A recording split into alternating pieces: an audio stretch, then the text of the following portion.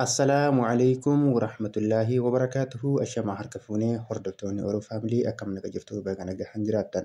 Barnoonni keenya guyyaa har'aa jechuudha. Taayimii irraan akkaataa aappii kanarraan meeshaa itti xalabachuu dandeessan jechuudha. Namoonni na gaafattan waan jettaniif isinii fi qabadhee dhufee jira jechuudha. Na wajjin turtii gaarii. Jalqaba aappii kana buufachuudhaa fi pilistoorii keessa seenuu qabdan jechuudha. Aappii kana buufattanii takka lama jennee wajjin ilaalla jechuudha. Aappii gadi buufachuudhaa fi pilistoorii keessa seentanii iddoo saarchii irra jechuudha. Taayimii jettanii itti barreeffattan isinii dhufa jechuudha. Haala kanaan jechuudha. Sanaan booda install edda jechuudha tuqachuudhaani aappicha gara bilbila keessaniitti gadi buufachuu qabdanii jechuudha. Erga aappiin gadi bu'ee booda wajjin ilaalla waan ta'eef isinis aappii pilistoorii keessa seentanii ni jira waan ta'eef pilistoorii irra gadi buufadha. Sanaan booda wajjin ilaalla jechuudha. Hanga xumuraatti faana turaan isiniin jedha. Aappiin gadi naaf buufamaa jira jechuudha. Yeroo aappiin gadi naaf buufame wajjin seena jechuudha. Kiyya amma naaf banamee jira. Ooppiin jedhee asuma seena jechuudha. Yoo barbaade jidduu tuqee bahee seenuus danda'a. Asiinis seenuu danda'a. Ooppiin jedhee yeroo keessa seenu jechuudha. Keessanis haaluma kanaan isinis haaluma kanaan seenaa. Sanaan booda aappiin haala kanaan keessa isin galcha. Yeroo keessa seentan jechuudha. Akkaawuntii banuu qabdan jechuudha jalqaba. Haala argitan kanaan jechuudha. Sign in ka jettu kana isinii dhuftu waan ta'eef jalqaba achiruma tuqattaniitiin akkaawuntii kan Googilaa haa ta'u kan Feesbuukaa haa ta'u iimeela mataa keessanii yoo qabaattan itti galfattanii jechuudha yookiin immoo lakkoofsa bilbilaa. Akkuma argitan asirratti lakkoofsa bilbilaa yookiin immoo gubbaratti lakkoofsa bilbilaa yookiin iimeela laga aanu kanan immoo akkaawuntii Googiliitii fi kan Feesbuukaatiin wal qabsiisti jedha. Tokko keessaa yoo kan Feesbuukaa barbaadan Feesbuuk mara tuqattanii jechuudha. Nama Feesbuukaa barbaada waan ta'eef yookiin immoo Googilii barbaada waan ta'eef tokko irraa tuqadhaa jechuudha. Kan Feesbuukaa irra tuqadhaa. Sanaan booda yeroo irra tuqadha jedhe logging jedhee haala kanaan na barbaade ofii isaatiif walitti connect godha jechuudha. Sanaan booda continue as Oromiyaa kan jedhu maqaa Feesbuukiyyaati waan ta'eef naafida isarra tuquudhaan walitti connect godha jechuudha. Sanaan booda gara fuulduraan dabarsa waan ta'eef isinis haaluma kanaan banadhaa. Iimeela qabaattan immoo iimeela keessan itti galfattan yookiin lakkoofsa bilbilaa jechuudha jalqaba irratti. Sanaan booda wanni akkanaa beeksifni akkanaa yoo isin irra dhufe jechuudha. X yoo isin fide X madhooftanii jechuudha. Sanaan booda erga haala kana isin seensisee booda kallattii maal gochuu qabdanii irraa duubatti deebitanii jechuudha. Yeroo tokkoof irraa duubatti deebitanii aappii jalatti deebitanii jechuudha. Haala kanaan irraa duubatti deebitanii jechuudha. Sanaan booda iddoo meeshaawwan itti ajajattan irra isin geessa waan ta'eef jechuudha. Sanaan booda meeshaa ajajachuu yookiin ammoo iimeelee guutuu jechuudha. Haala kanaan yeroo isin fidee jedhe jala kana mallattoowwan adda addaatu jira jechuudha. Yoo barbaadan jalqaba irratti iddoo U jettu kana tuqattanii adireesii keessan itti guutuu dandeessan jechuudha. Yoo hin barbaanne ammoo meeshaadhuma qofa ajajattanii sanaan booda itti guutuu dandeessan jechuudha. Jala kana akkuma argitan iddoo U jettanii jirti yeroo achirra tuqattan adireesii iddoo itti guutan asirra jira jechuudha. Nuti amma jalqaba irratti meeshaa ajajannaa sanaan booda xumura irratti adireesii meeshaa iddoo itti argamnu guutuu qabna waan ta'eef jalqaba meeshaa ajajannaa jechuudha. Meeshaa barbaadanna jechuudha kanneen keessa jechuudha. Hoomii irra tuqachuudhaan meeshaa gosa barbaadanii kan dhiiraa haa ta'u kan dubaraa haa ta'u ammas waan feetan jechuudha ajajachuu dandeessanii meeshaa barbaadattan jechuudha. Meeshaa isinitti tole keessa deemuudhaan kan barbaadan meeshaa dhiiraa kan dubaraa yoo meeshaan tokko isinitti tole jechuudha. Jala kanaan wanni akka mallattoo ida'oota akkana jirti jechuudha. Bakka maxxiyyeetti isin garsiisaa yookaan achirra tuqattan meeshaa tokko yoo ajajachuu barbaadan yeroo isin achirra tuqattan saayizii isaa isinii baasa jechuudha. Sanaan booda immoo kalarillee isinii baasa. Kalarii isaa kan barbaadan filattanii saayizii isaa akkasuma immoo baay'ina isaanii filattanii jechuudha. Jala kanaan baay'ina tokko mala barbaadan kan jedhu bakka kana ida'oo tuqattanii 3-2 waan barbaadan gochuu dandeessan jechuudha. Akkasitti isa baay'ina isaa filattanii sanaan booda aadituu kan jedhu jala jirti irra tuqattan isanii ajajjanii jechuudha. Garee keessa galfattan bakkee ajajaa keessa kan biraatis haaluma saniin barbaadatan jechuudha. Meeshaa 2, 3, 4, 5 wal barbaadan baay'ina irrattis ajajachuu firee takka lamas ajajachuu dandeessanii jechuudha. Meeshaa kana fakkeenyaaf huccuu kana yoo jaalattan huccuu kana jalaan mallattoon akka ida'oo ni jirti jechuudha. Mallaqa isinii baasee fuulduratti mallattoon akka ida'oo takka saanduqa keessa ni jirti isinirra tuqattanii sanaan booda erga isarra tuqattanii booda guddina isaa saayizii isaanii filattanii sanaan booda ammoo baay'ina isaanii filattanii sanaan booda maal gochuu qabdanii jala kanaan aadituu tan jettu jala kana jirti. Aadituu tan jettu irra tuqattanii isa isinii ajajattanii jechuudha.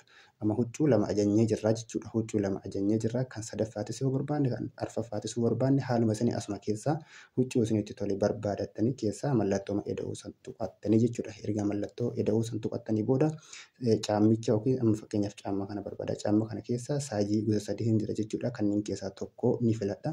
Sanaan booda ammoo caamma kana lakkoofsa isaa ni filadha jechuudha. Sanaan booda erga lakkoofsa filadhee baay'ina isaa tokko kan ta'u yookiin tokko 2 kan ta'u godhee aadituu tan jettu jala kana jirti akkuma isa kaawwanii jechuudha. Aadituu tan jettu irra tuqadhee sanaan booda isas ni ajaja jechuudha. Meeshaawwan ajajame kana ammas bakka hin geenne waan ta'eef maal gochuu qabdanii meeshaa erga ajajjanii kaatanii booda iddoo meeshaan kun itti ajajamaa jiru bakka inni itti walitti qabamaa jiru deemtanii achitti kan feetan keessaa filattanii yoo feetan ammoo raayitii irraa kaastanii jechuudha. Isas ajajamee jira jechuudha. Kunis irraa ajajamee jira. Kanaafuu maal gochuu qabdan mallattoowwan jala kanneen jiru kanneen keessa jechuudha. Iddoo lakkoofsi irraa argamu jechuudha. Jala kanneen jechuudha. Yuudha. Mallattoo waan akka mataa namaati as jirtu kana asitti wanti yuu jettu kana as maddi isin iyyatti jechuudha. Qalama barreeffama lakkoofsa diimaa ofirraa qabdi. Isii irra tuqattanii jechuudha. Yeroo isin isii irra tuqattan meeshaawwan nu achii filataa turre sun as jalatti argama jechuudha. Akkuma argitan gosa sadii uffata dubartii lamaa fi caammaa tokko maddii kanarraan jechuudha. Hundi isaaniitu gosa tokkotu gadi tarraa jechuudha. Kanneen keessaa yoo tokko hin barbaanne ta'e raayitii kana iddoo raayitii kana irrumaa kaastan jechuudha. Yoo fakkeenyaaf uffata kana hin barbaanne raayitii kana irraa kaaftanii jechuudha. Lama barbaadda yoo ta'e lama jala kanatti ammoo lamatu jira jechuudha. Ajajarra kan jiru amma lama duratti sadii jechuudha. Jala kanaan ammoo gatii ittiin bitan isiniif baasee jira jechuudha. Fuuldura isaatti ammoo cheek aawut kan jettu ni jirti jechuudha. Iddoo cheek aawut jettu kanarra yeroo tokkoof ni tuqattanii sanaan booda huccuu keessan ammas gatii isaa ol baasee kontiinuutu cheek aawut kan jedhu jala kana jirti irra tuqattan. Yeroo isin irra tuqattan iimeelaa fi adireesii naannoo isin argamtan akka guutan isin gaafata jechuudha. Wanti akkanaa kun yoo isinitti dhufe jechuudha. Noot na'u kan jedhu dhaadhaa. Allahu assas ta'etu yoo tuqattan Google keessa isin galcha waan ta'eef noot na'u kan jedhu tuqattanii yookiin ammoo eksiisan dhuftanii irraa duubatti deebitanii jechuudha. Sanaan booda erga irraa duubatti deebitanii booda maal gochuu qabdanii iddoo itti argamtanii fi lakkoofsa bilbilaa wantoota inni isin gaafate irratti guuttachuu qabdanii jechuudha. Akkuma argitan jalqaba irratti farestinee bakkee jedhu irratti jechuudha. Saanduqa kanarratti maqaa keessan itti guutuu qabdan. Maqaa ittiin ajajachuu barbaadan san itti guutuu qabdan. Kan lammaffaa kan yoo dhiiftanis rakkoo hin qabu. Kan sadaffaa kanarratti ammoo laast neem kan jedhu kanarratti maqaa abbaa keessanii irratti guutuu qabdan jechuudha. Maqaa abbaa keessanii kan barbaadan jettanii irratti guuttanii sanaan booda lakkoofsa bilbilaa irratti galfatanii jechuudha. Lakkoofsa bilbilaa kan gosa tokko osoo hin ta'in kan gubbaarratti lakkoofsa biraa kan jalaatti ammoo lakkoofsa biraa bakka lamatti isin gaafata waan ta'eef sanaan booda erga lakkoofsa bilbilaa galchitanii booda isteet jechuun naannoo itti argamtan isteet iddoo jettu kanarra yoo isin tuqattan magaalaawwan isin keessatti argamtan kanneen keessa yoo jiraate kanuma keessaa irratti galfattan yoo kanneen keessa hin jiraanne bakkee isteet jettu yeroo tuqattan saarchiin isinii baate iddoo saarchisa irratti magaalaa itti argamtan yookiin naannoo itti argamtan irratti saarchii gootan jechuudha. Naannoo itti argamtan. Naannoo san erga itti filattanii booda siitii isinii baasa jechuun inni ofiisaati. Akkuma argitan siitii kan jedhu gubbaarratti naaf fidee jira. Iddoo erga siitii jedhee naaf fidee ammas siitii kana keessa magaalaan itti argamu yookiin isin itti argamtan as keessa yoo ta'e kanneenuma keessaa filachuu qabdanii jechuudha. Yoo kana keessa hin jiraanne iddoo saarchii irra tuquudhaan itti saarchii gootanii jechuudha. Maaliif dirqama waan ta'eef isin barbaachisa bira isin hin taru. Fakkeenyaaf nama itti filadhee jira magaalaa kanuma keessatti filadhee jira jechuudha. Sanaan booda erga magaalaatti filattanii booda sanaan booda maaltu isin hafaa street name akkasuma immoo street nambarii fi London markiidha. Wantoota jechuun beekamu tokko uuma ta'e haa ta'u streetii karaa haa ta'u waanuma ta'e wayii waan beekamaa naannoo keessanitti beekamaa achirratti katabattanii jechuudha. Yookiin lakkoofsa manaa jechuudha. Lakkoofsa mana keessanii kan argamtan achirratti katabattanii erga kanneen katabattanii booda saanduqattiin kun wayyoo hafes rakkina hin qabu jechuudha. Maal gochuu qabdanii xumurarra ol harkisuudhaan seefii isinii dhufti iddoo seef jedhu kanarra tuqattanii wantoota amma guuttan kana guutuu qabdanii jechuudha. Seef godhattanii jechuudha. Lakkoofsa bilbilaa irra galfattanii maqaa keessan magaalaatti argamtan naannootti argamtan akkasuma immoo istireetii karaa yookiin ammoo lakkoofsa manaa itti guutuudhaan seef godhattanii jechuudha. Sanaan booda erga isin seef godhattanii booda mallaqa kan maaliidhaan kafaluu barbaadda jedhee isin gaafata. Baankiidha moo peeyipaaliidha moo kaashii waan akkasii isinii fida jechuudha. Jalqaba irratti ammoo baankiidhaan kafaluu barbaadanii kan jedhu ni jira. Sanaan booda ammoo peeyipaaliidha. Yoo baankiin kafaluu barbaadan baankii kan jedhu irratti dhiiftanii jechuudha. Yoo ammoo baankii hin barbaadan yoo peeyipaaliidhaan kafaluu barbaadan peeyipaal kan jedhu baankiitti aanee ni jira.